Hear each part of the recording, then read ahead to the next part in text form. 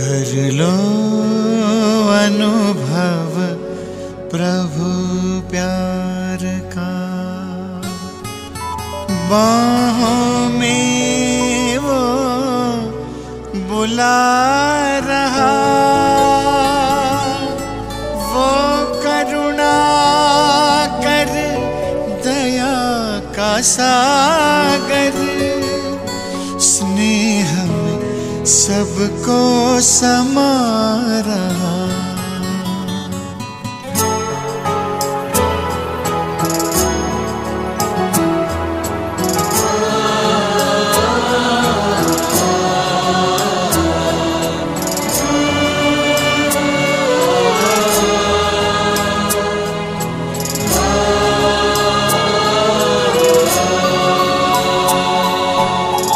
कर लो अनुभव प्रभु प्यार का, कर लो अनुभव प्रभु प्यार का, कर लो अनुभव प्रभु प्यार का, बाहों में वो बुला रहा, वो करुणा कर दया का सागर, स्नेह में सबको समा रहा, स्नेह में सबको समा रहा। आओ प्रभु शरण आओ,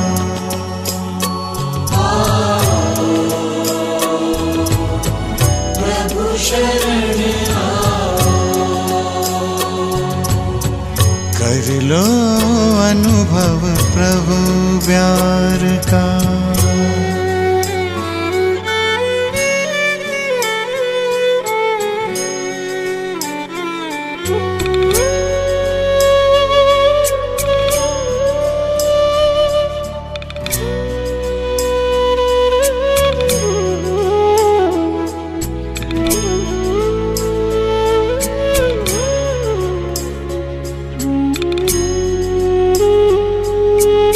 सुबह हुई जब आँख खुली तो कुछ घड़ियाँ कर प्रभु के नाम, सुबह हुई जब आँख खुली तो कुछ घड़ियाँ कर प्रभु के नाम, प्रभु किरण को हृदय में भर लो, कर लो आनंद दिव्य ललाम, प्रभु किरण को हृदय में भर लो, कर लो आनंद दिव्य ललाम, महामिलन की मंगल बेला, महामिलन की मंगल बेला, प्रभु मिलन जग मना रहा, वो करुणा कर दया का सागर, स्नेह में सबको समा रहा, स्नेह में सबको समा रहा। प्रभु शरण आओ,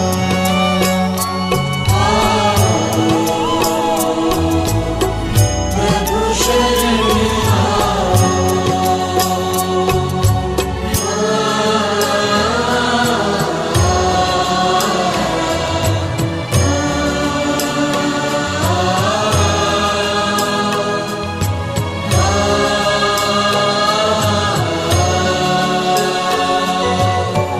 मस्त पवन ये खिला चमन, ये दिन और ये दिन मान मिला, ये तन मन ये जीवन तुझको ईश्वर का वरदान मिला, ईश्वर का वरदान मिला।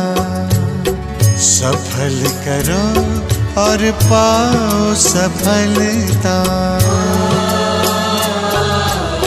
सफल करो और पाओ सफलता।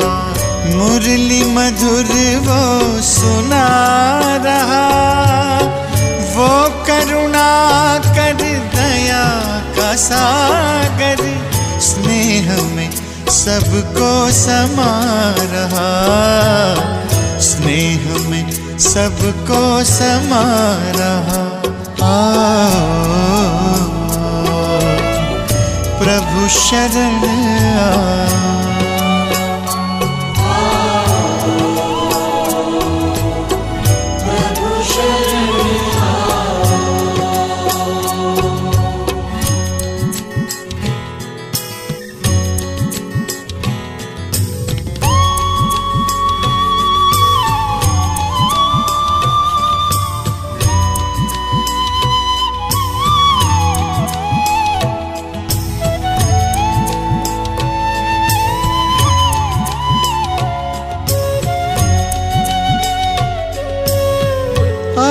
भाव के भरे भाव से पल पल प्रभु गुणगान करो। ध्यान धरो जो ध्यान है रखता, प्रभु कृपा का पान करो, प्रभु कृपा का पान करो। पास में आकर वो रत्नाकर, पास में आकर वो रत्नाकर, रतन अनोखे लुटा रहा।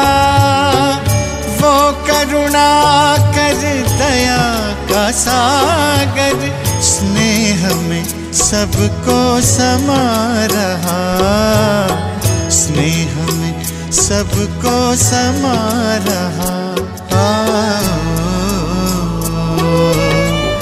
प्रभु शरण आओ, प्रभु शरण आओ।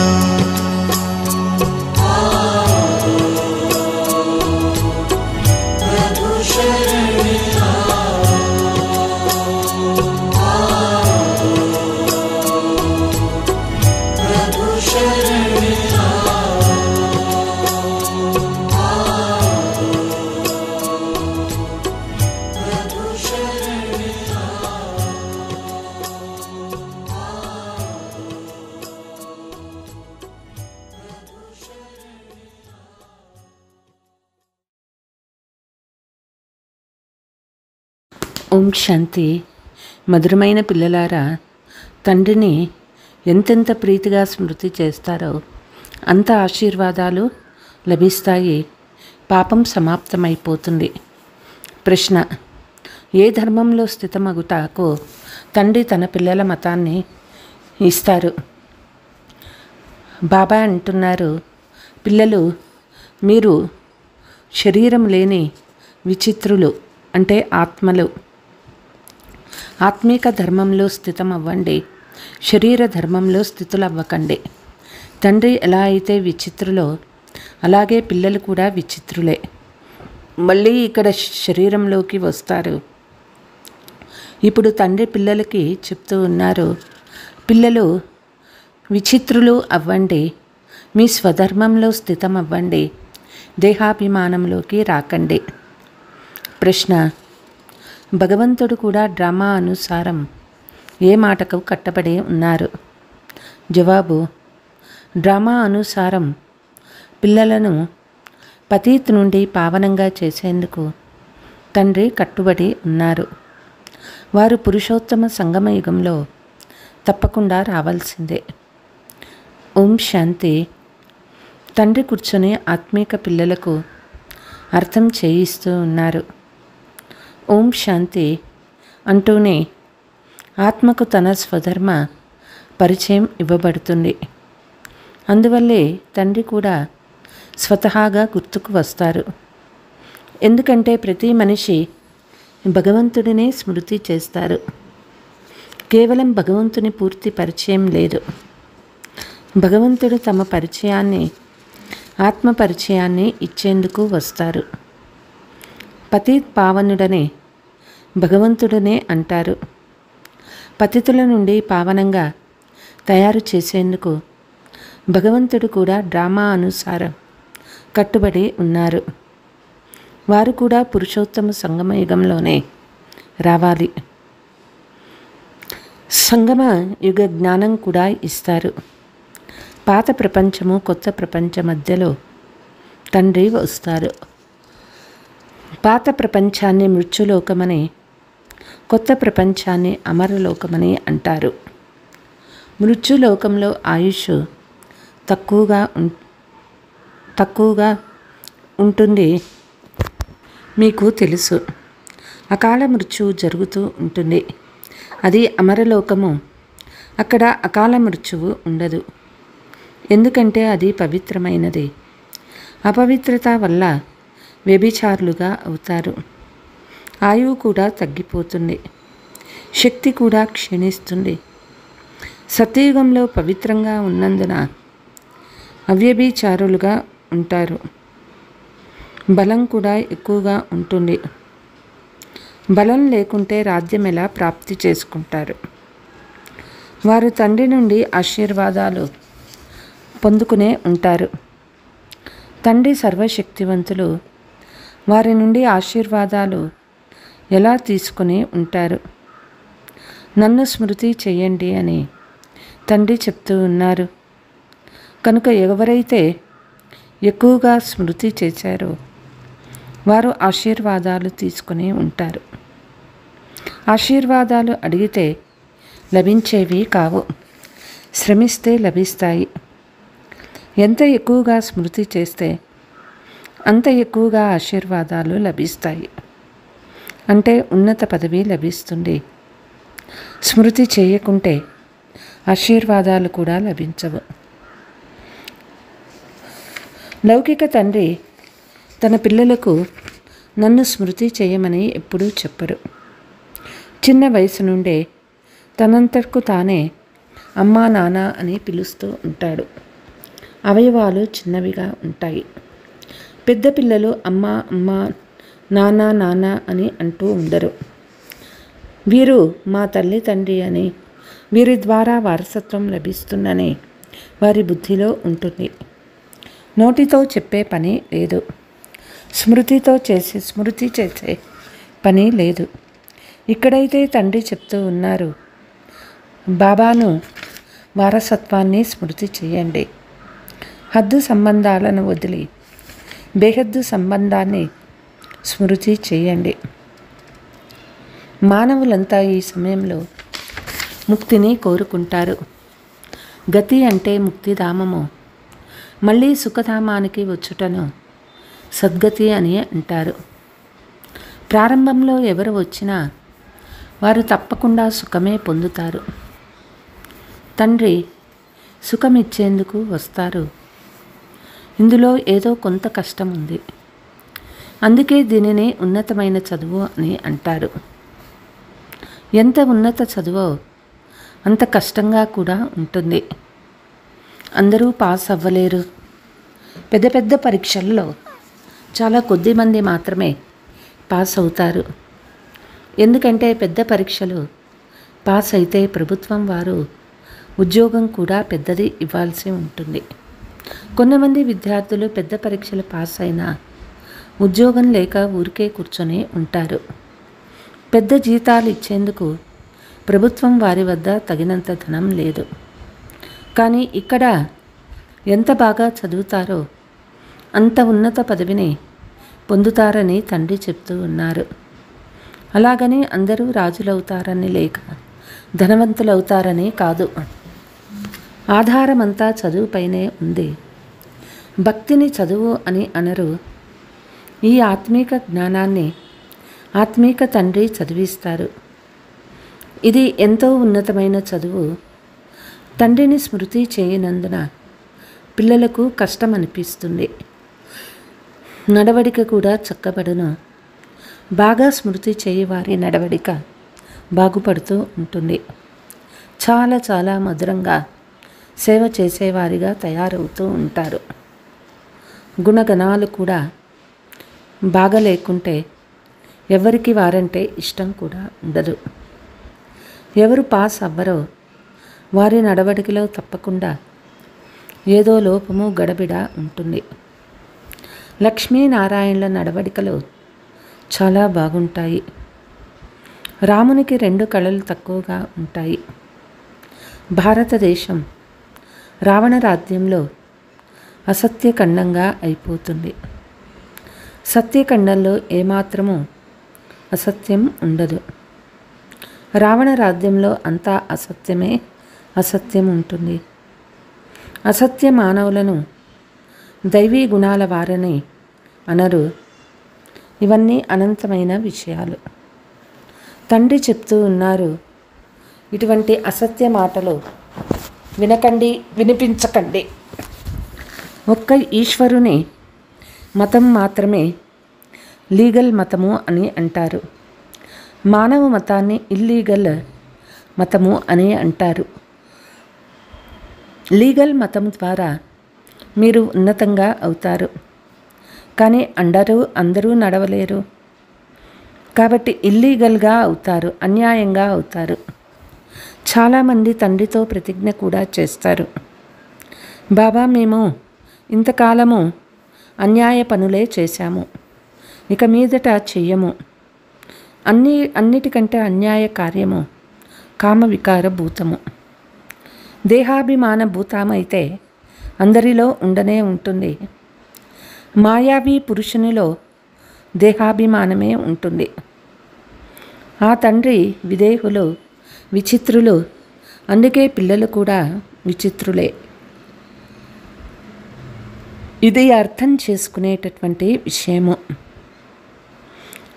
ఆత్మలమైన మనము విచిత్రులము, శరీరము తీసుకుంటాము.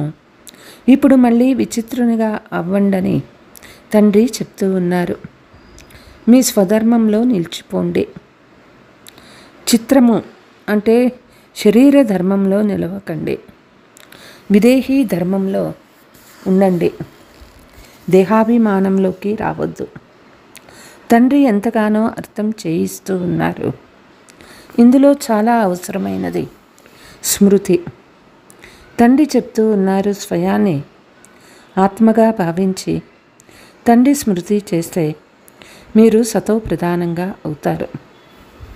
అపవిత్రమైతే చాలా శిక్షలు పడతాయి. తండ్రి వారిగా అయ్యి పెద్ద ఏదైనా తప్పు జరిగితే సద్గురువును నిందల పాలు చేసి వారికి స్థానం ఉండదు అని గాయనం ఉన్నది.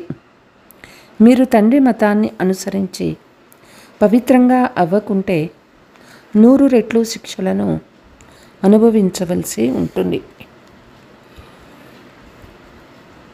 ఇందులో వివేకాన్ని ఉపయోగించాలి. మనం స్మృతి చేయకుంటే ఇంత ఉన్నత పదవి కూడా పొందలేము. పురుషార్థం కొరకు సమయాన్ని కూడా ఇవ్వాలి. రుజువు ఇవ్వమని మిమ్మల్ని అడుగుతారు. ఇప్పుడు వారికి ఇలా చెప్పండి, ఏ సమయంలో అయితే వస్తారో అది ప్రజాపిత బ్రహ్మ శరీరము. అతడు మనిషి కదా. మానవుల శరీరాలకి పేర్లు ఉంటాయి. శివబాబా మానవుడు కాదు, దేవత కాదు. వారిని పరం ఆత్మ అని అంటారు. వారు పతితులుగా కానీ పావనంగా కానీ అవ్వరు.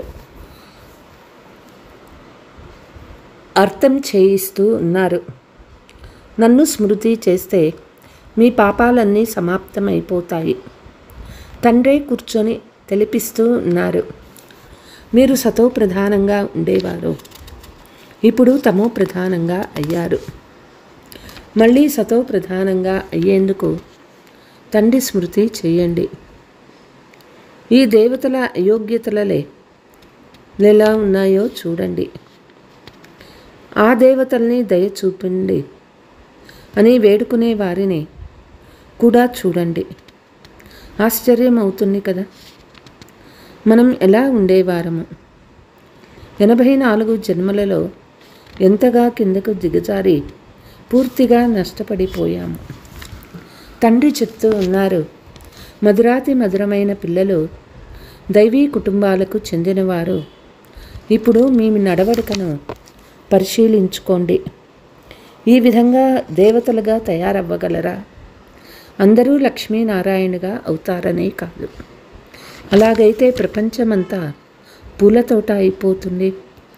శివబాబాకు కేవలం గులాబీ పువ్వులే సమర్పించాలా? అలా కాదు. గులాబీ పువ్వులే కాదు, జిల్లేడు పూలు కూడా సమర్పిస్తారు.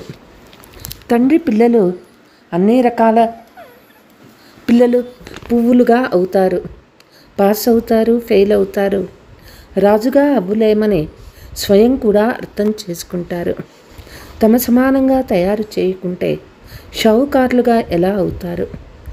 మరెవరు అలా అవుతారు? తండ్రికి తెలుసు.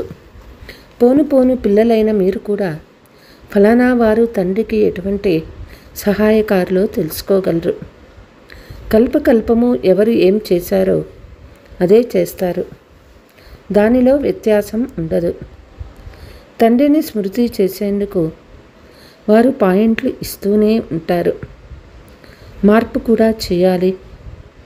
భక్తి మార్గంలో ఈశ్వరార్పణంగా చేస్తారు, కానీ ఈశ్వరుని గురించి తెలియదు. భగవంతుడు అత్యంత ఉన్నతులు అని మాత్రమే తెలుసు. అత్యంత ఉన్నతమైన నామరూపాల వారు కాదు. వారు నిరాకారులు. ఆ తర్వాత అత్యంత ఉన్నత సాకారులు ఇక్కడే ఉంటారు. బ్రహ్మ, విష్ణు, శంకర్లని దేవతలు అని అంటారు. బ్రహ్మ దేవతాయ నమః, విష్ణు దేవతాయ నమః, కానీ శివ పరమాత్మాయ నమః అని అంటారు. అంటే పరమాత్మ పెద్ద కదా. బ్రహ్మ, విష్ణు, శంకర్లను పరమాత్మ అని అనరు. నోటితో శివ పరమాత్మాయ నమః అని కూడా అంటారు. అందువల్లే పరమాత్మ ఒక్కరే అయ్యారు కదా. దేవతలకు నమస్కరిస్తారు. మానవ లోకంలో వారిని మానవులు అని అంటారు. అటువంటి వారిని పరమాత్మాయ నమః అనడం పూర్తిగా అజ్ఞానమే కదా. ఈశ్వరుడు సర్వవ్యాపి అని బుద్ధిలో ఉన్నది. ఇప్పుడు భగవంతుడు ఒక్కరే అని పిల్లలు మీకు తెలుసు. వారినే పతిత పావనుడని అంటారు. అందరినీ పావనంగా చేయడం భగవంతుని కర్తవ్యం. ఏ మనిషి కూడా జగద్గురువుగా అవ్వలేరు. గురువులు పావనంగా ఉంటారు కదా. కానీ ఇక్కడ వికారాలే ద్వారా జన్మించిన వారే. జ్ఞానాన్ని అమృతమని అంటారు, భక్తిని అమృతమని అనరు. భక్తి మార్గంలో భక్తి మాత్రమే నడుస్తుంది. మానవులంతా భక్తి మార్గంలోనే ఉన్నారు. జ్ఞానసాగర్లో జగద్గురువు అని ఒక్కరిని మాత్రమే అంటారు. తండ్రి వచ్చి ఏం చేస్తారో ఇప్పుడు మీకు తెలుసు. తత్వాలను కూడా పవిత్రంగా చేస్తారు. డ్రామాలో వారికి పాత్ర ఉంది. తండ్రి నిమిత్తంగా అవుతారు. సర్వులకు వారు సద్గతి దాత. ఇది అందరికీ ఎలా తెలపాలి? చాలామంది వస్తారు. ఉద్ఘాటన చేసేందుకు వచ్చినప్పుడు జరగబోయే వినాశానికి ముందు అనంతమైన తండ్రిని తెలుసుకొని వారి ద్వారా వారసత్వం తీసుకోండి అని వారికి ఒక టెలిగ్రామ్ ఇవ్వండి. మీరు ఆత్మీక తండ్రి. మానవ మాతృలంతా తండ్రి అని అంటారు. సృష్టికర్త అయితే వారి ద్వారా జరిగిన సృష్టికి అనగా వారి సంతానానికి వారసత్వం తప్పకుండా లభిస్తుంది. అనంతమైన తండ్రి ఉన్నతాతి ఉన్నతులు వారు హద్దు వారసత్వం ఇవ్వరు. లౌకిక తండ్రి ఉన్న అనంతమైన తండ్రిని గురించి ఎవ్వరికీ తెలియదు. తండ్రిని మర్చిపోవడం డ్రామాలో నిర్ణయించబడి ఉంది. అనంతమైన తండ్రి ఉన్నతాతి ఉన్నతులు వారు హద్దు వారసత్వం ఇవ్వరు. లౌకిక తండ్రి ఉన్న అనంతమైన తండ్రిని అందరూ స్మృతి చేస్తారు. సత్యయుగంలోని వారెవ్వరూ వారిని స్మృతి చెయ్యరు. ఎందుకంటే అనంతమైన సుఖ వారసత్వం లభించింది. ఇప్పుడు మీరు ఆ తండ్రిని స్మృతి చేస్తారు. ఆత్మనే స్మృతి చేస్తుంది. తర్వాత ఆత్మలు స్వయాన్ని, తండ్రిని, డ్రామాను మర్చిపోతారు. మాయా నీడ పడుతుంది. సతో ప్రధాన బుద్ధి తమో ప్రధాన బుద్ధిగా తప్పకుండా అవ్వాల్సిందే. నూతన ప్రపంచంలో దేవీ దేవతలు సతో ప్రధానంగా ఉండేవారని స్మృతిలోకి వస్తుంది. కానీ ఇది ఎవ్వరికీ తెలియదు. ఈ ప్రపంచమే సతో ప్రధానంగా బంగారు యుగంగా అవుతుంది. దానిని నూతన ప్రపంచమని అంటారు. ఇది ఇనుప యుగము. ఈ విషయాలన్నీ తండ్రే స్వయంగా వచ్చి పిల్లలకు అర్థం చేయిస్తున్నారు. కల్పకల్పము మీరు తీసుకునే వారసత్వము, మీరు చేసే పురుషార్థానుసారము మళ్ళీ మీకు అదే వారసత్వం లభిస్తుంది. మనం ఇలా ఉన్నతంగా ఉండేవారమని, ఇప్పుడు ఇలా నీచంగా అయ్యామని మీకు కూడా ఇప్పుడే తెలిసింది. ఆ తండ్రే మళ్ళీ ఇలా జరుగుతుందని మనకి తెలుపుతున్నారు. ఎంత ప్రయత్నించినా స్మృతి నిలవడం లేదని కొంతమంది అంటారు. దానికి టీచర్ కానీ తండ్రి కానీ ఏం చేస్తారు? చదవకపోతే టీచర్ ఏం చేస్తారు? టీచర్ ఆశీర్వదిస్తే అందరూ పాస్ అయిపోతారా? చదవడంలో చాలా తేడాలు ఉంటాయి. ఇది పూర్తిగా నూతనమైన చదువు. ఇక్కడ మీ వద్దకు తరచుగా ఎక్కువ మంది పేదలు, దుఃఖంలో ఉన్నవాళ్లే వస్తారు. షావుకారులు రారు. దుఃఖము కలిగినప్పుడే వస్తారు. మేము స్వర్గంలో ఉన్నామని ధనవంతులు భావిస్తారు. వారు అదృష్టంలో లేరు. అదృష్టంలో ఉంటే వారిని వెంటనే నిశ్చయం కలుగుతుంది. నిశ్చయం సంశయాలలో ఆలస్యం ఉండదు. మాయ వెంటనే మరిపిస్తుంది. సమయం పడుతుంది కదా. ఇందులో తికమక పడాల్సిన అవసరం లేదు. మీపై మీరు దయ చూపుకోవాలి. శ్రీమతమేమో లభిస్తూనే ఉంటుంది. తండ్రి సులభంగా అర్థం చేయిస్తూ ఉన్నారు. కేవలం స్వయాన్ని ఆత్మగా భావించి తండ్రి స్మృతి చెయ్యండి. ఇది మృత్యులోకమని మీకు బాగా తెలుసు. అది అమరలోకము. అక్కడ అకాల మృత్యువు ఉండదు. తరగతిలో విద్యార్థులు నెంబర్ వారుగా కూర్చుంటారు కదా. ఇది కూడా పాఠశాలే కదా. మీ వద్ద నెంబర్ వారుగా తెలివిగల పిల్లలు ఎవరో తండ్రి టీచర్ అక్కయ్యని అడుగుతారు. బాగా చదువుకునేవారు కుడివైపు ఉండాలి. కుడివైపుకు మహత్వం ఉంటుంది కదా. పూజలు కుడి చేత్తోనే చేస్తారు. సత్యయుగంలో ఏమేమి ఉంటాయో ఆలోచిస్తూ ఉండండి. సత్యయుగం గుర్తొస్తే సత్యమైన తండ్రి కూడా గుర్తుకొస్తారు. బాబా మనల్ని సత్యయుగానికి అధికారులుగా చేస్తారు. కానీ ఆ చక్రవర్తి పదవి ఎలా లభించిందో అక్కడ జ్ఞాపకం ఉండదు. అందుకే లక్ష్మీనారాయణలకు కూడా జ్ఞానం లేదని బాబా అంటారు. ఆ తండ్రి ప్రతి చిన్న మాటను బాగా వివరించి తెలుపుతున్నారు. కల్పకృతం ఎవరు అర్థం చేసుకున్నారో వారే మళ్ళీ అర్థం చేసుకుంటారు. అయినా పురుషార్థం చేసే తీరాలి కదా. తండ్రి చదివించేందుకు వస్తారు. ఇది చదువు. ఇందులో చాలా తెలివి కావాలి. అచ్చా मीठे मीठे सिकीलते बच्चों प्रति मात पिता बाप दादा को याद प्यार गुड मॉर्निंग डबल नमस्ते. रूहानी बच्चों की रूहानी बाप पिता बाप दादा को याद प्यार गुड मॉर्निंग नमस्ते नमस्ते. ధారణ. ఈ ఆత్మీక చదువు చాలా శ్రేష్టమైనది, కష్టమైనది. ఇందులో ఉత్తీర్ణులవ్వేందుకు తండ్రి స్మృతి ద్వారా ఆశీర్వాదాలు తీసుకోవాలి. మీ నడవడికను సరిచేసుకోవాలి. ఇక మీదట ఇల్లీగల్ కర్మలేమీ చేయరాదు. విచిత్రులైన మీరు అశరీరి స్వధర్మంలో స్థితం అవ్వాలి. అశరీరి తండ్రి ఇచ్చే మతాన్ని అనుసరించాలి. వరదానము: తండ్రి తోడు ద్వారా పవిత్రతా రూపీ స్వధర్మాన్ని సులభంగా పాలన చేసే మాస్టర్ సర్వశక్తివాన్ భవ. ఆత్మ యొక్క స్వధర్మము పవిత్రత, అపవిత్రత పరధర్మము. స్వధర్మంపై నిశ్చయం ఏర్పడినప్పుడు పరధర్మము మిమ్మల్ని కదిలించలేదు. తండ్రి ఎవరో ఎలా ఉన్నారో యథార్థంగా గుర్తించి వారిని జతలో ఉంచుకుంటే పవిత్రతా రూపీ స్వధర్మాన్ని ధారణ చేయడం చాలా సులభమైపోతుంది. ఎందుకంటే సర్వశక్తివంతుడు సాతిగా ఉన్నాడు. సర్వశక్తివంతుని పిల్లలు మాస్టర్ సర్వశక్తివంతులు ఎదుట అపవిత్రత రాలేదు. సంకల్పంలో అయినా మాయ వచ్చింది అంటే ఏదో గేటు తప్పకుండా తెరవబడి ఉంది అంటే నిశ్చయంలో లోపముంది అని అర్థం. స్లోగన్: త్రికాలదర్శి.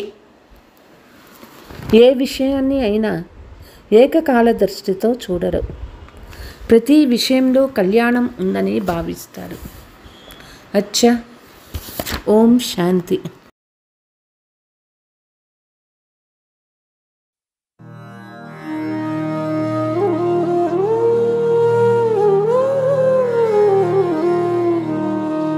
शक्तियों से है सुशोभित सर्वशक्तिमान,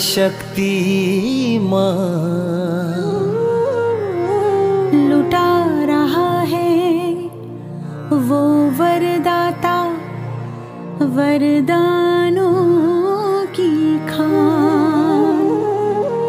आओ झोलियां भर के जाओ, अपना जीवन सफल बनाओ।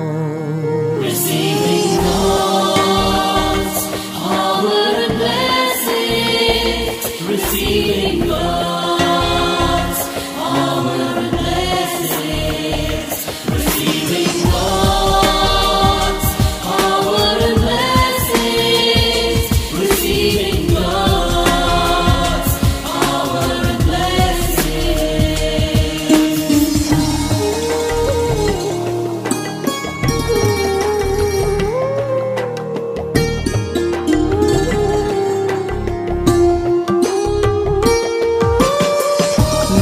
तृष्णा में ना माया में, ना बाधा में ना बंधन में, जीवन रख दे प्रभु के शरण में।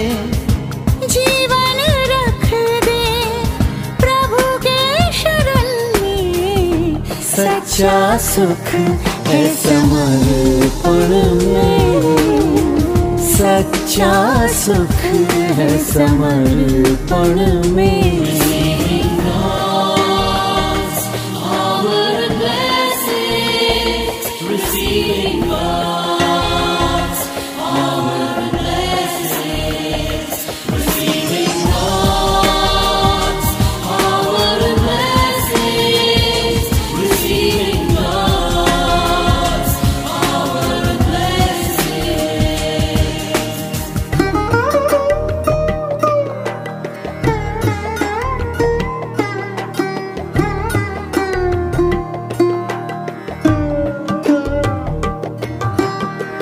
पल पल है अनमोल रे मानव, जीवन तो है बहती धारा। स्वर्णिम अवसर बीत गया तो तुझको मिलेगा ना दोबारा। परम शक्ति का ध्यान लगा ले, परम शक्ति का ध्यान लगा ले।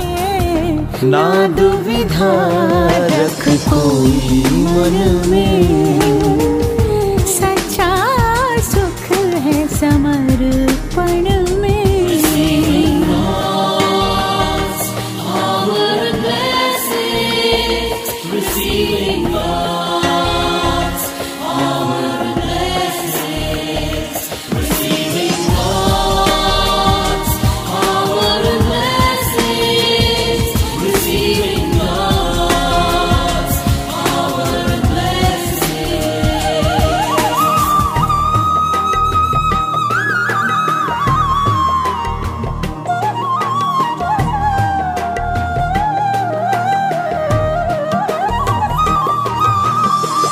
वो ही उबारे, वो ही संभाले, सब कुछ कर दे उसके हवाले।